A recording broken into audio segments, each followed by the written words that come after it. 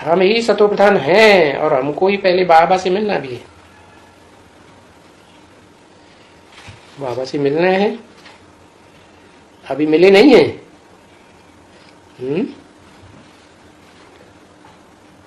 अरे कब की वाणी है? 67 की है ना? तो उस समय मिले नहीं है बाबा से, मिलना ही है, भविष्य की बात बता दी। क्यों कहा है? क्योंकि जिस बाबा की बात कर रहे हैं वो बाबा के लिए तो बता दिया, जरूर साकारी है, और भी साथी हैं जो पहले मिलते हैं। यज्ञ के आदि में भी पहले मिले थे,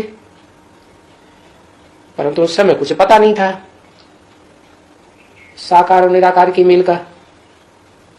अभी पता तो है, परंतु फिर ये पता नहीं है कि वो बाप, वो टीचर, वो सदगुरु एक ही व्यक्तित्व में कब होगा और कब प्रत्यक्ष होगा। क्योंकि शिव का जन्म तो दिव्य गाया हुआ है ना, कोई दुनियावी बच्चों की तरह तो जन्म है नहीं गर्भ से। दिव्य जन्म का मतलब ये प्रवेशता, और प्रवेशता भी कोई भूत प्रेतों जैसी नहीं, उसमें भी दिव्यता है।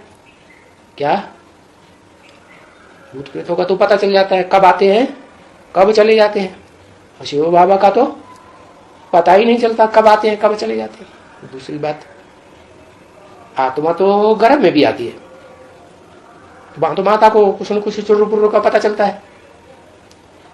यहां तो ऐसा दिव्य जन्म है कि प्रवेशता की तो बात छोड़ो, जन्म कहा ही जाता है प्रत्यक्ष होने को। संसार में बच्चा प्रत्यक्ष होता है तो कहते हैं जन्म हुआ। तो ऐसे ही अभी बाबा का गुप्त पार्ट है या प्रत्यक्ष पार्ट है? क्या कहेंगे?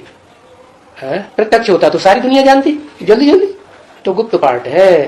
प्रत्यक्ष होगा तो निशानी बताई, क्या? जो देखे जो सुने, क्या इन स्थूल आंखों से देखे, क्या देखे? वही नाक आंख हाथ पांव कान सभी को होते हैं, जिस तरह में प्रवेश करता होगा वो भी वही है देहधारी। तो क्या देखेंगे? अरे देखने से क्या देखने को मिल जाएगा? अव्यक्त स्टेज देखने को मिलेगी। जैसे और धर्म पिताएं आते हैं ना, बुद्ध को उठाओ, चित्र को, क्राइस्ट को उठाओ, गुरु नानक को उठाओ, सभी के चेहरों में क्या दिव्यता दिखाई है? निराकारी स्टेज, अव्यक्त स्टेज देखने में आते। तो वो तो बापों का बाप है, उसकी तो अव्यक्त स्टेज बहुत ही सबसे जास्ती उत्तम होनी चाहिए ना। तो स्टेज देखने से ही जो भी देखने वाले साहब की बुद्धि में बैठेगा। और दो शब्द भी सुनेंगे तो सुनने मात्र से ही उनको निश्चय हो जाएगा। ज्यादा लंबे चौड़े भाषण आज की तरह करने की जरूरत नहीं। तो बोला हमको ही पहले बाबा से मिलना ही है। हमको माने किसको? हमको किसके लिए कहा है? हमको उनके लिए कहा जो आत्मिक स्थिति में प्रैक्टिकली टिके हुए बच्चे होते हैं। और आत्मिक स्थिति में टिके हुए होंगे तो जैसी बाप की स्टेज बनेगी, नंबरवार बच्चों की भी बनेगी। इसलिए गाया जाता है क्या? आत्मा परमात्मा अलग रहे बहुकाल। और सुंदर मिला कर दिया जब सदगुरु मिला दलाल। तो आत्माओं के रूप में पार्ट बजाने वाली नंबरवार आत्माएं और परमात्मा के रूप में परम पार्ट बजाने वाली हीरो पार्टधारी आत्मा, दोनों का मिलना तब ही कहें कब? जब एक दूसरे के पार्ट की भी पहचान हो। क्या? बच्चों को अपनी पहचान हो कि मैं कौन से नंबर का बच्चा हूं, और बाप को तो पहचान हो ही जाएगी। तो नंबरवार कहेंगे ना, अलग रहे बहुकाल। तो जिनसे बहुकाल अलग रहे उनसे मिलेंगी ना, तो तुमको बताते हैं, क्या बताते हैं कि तुमने पूरा 84 जन्म लिया है एकदम शुरुआत से। कब से शुरुआत कहें? कब से नया जन्म कहें, पहला जन्म कहें? जब से बाप को पक्का पक्का निश्चय बुद्धि पूर्वक सदा काल के लिए पहचान लिया। सदा काल माने संगम युग जब तक रहे तब तक अनिश्चय का नाम निशान न आए। तो शुरुआत में आए हो। कौन?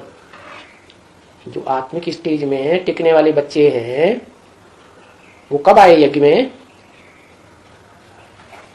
अरे हम मंडली में आए हो। पहले पहले तो वही बच्चे आए होंगे ना, पिछाड़ी पड़े रहे हो। अभी भी पिछाड़ी पड़े हो ना है? तो पहले तुमको ही पढ़ाना पड़ता है। क्या इस बात के पिछाड़ी पड़े हो है? अरे बच्चों को क्या प्रिय है और बाप को कौन से बच्चे प्रिय है? ज्ञानी तू आत्मा बाप को प्रिय है, तो बच्चे को क्या प्रिय है? जो ज्ञानी बच्चे होंगे उनको प्रिय है कि सब कुछ जानकारी मिल जाए, क्या कुछ भी छूटे नहीं। बेहद की दुनिया की, बेहद की जो भी पढ़ाई है उस पढ़ाई में हम हाउ हप करके बैठे। तो पहले तुमको ही पढ़ाना पड़ता है। क्या पड़ता है कि क्या मजबूरी आ गई है? ये क्या मजबूरी दिखाई दी? पड़ता है, बड़ी मजबूरी है क्या? हाँ, क्योंकि जिनको पढ़ना पड़ता पढ़ाना पड़ता है उनकी खासियत ये बताई, क्या मुझे निर्गुण हारे में कोई गुण नहीं। अब गुण नहीं है तो अब गुण ज्यादा होंगे, फिर उनको कौन पढ़ाएगा है? लेकिन बाप तो ये सब कुछ देखता नहीं, सुप्रीम सोल वो तो रूह को देखता है। वो तो कहते हैं रूहानी बाप को रूहानी बच्चे ही पहचानते हैं।